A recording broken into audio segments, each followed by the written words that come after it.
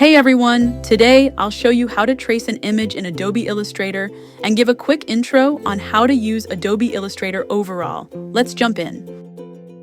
First, a quick look at how to use Adobe Illustrator.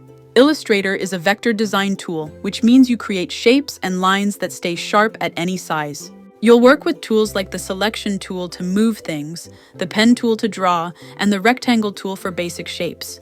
Layers help keep your work organized. Now here's how to trace an image in Adobe Illustrator. Place your photo by going to File, then Place, and choose your image. Select the image, then click Image Trace at the top. Pick a preset like High Fidelity Photo or Black and White Logo. This turns your photo into editable vector shapes. Once you're happy with the look, click Expand, and now your image has vector paths. You can move, color, or tweak each shape anytime. And that's it. Now you know how to use Adobe Illustrator and how to trace an image in Adobe Illustrator.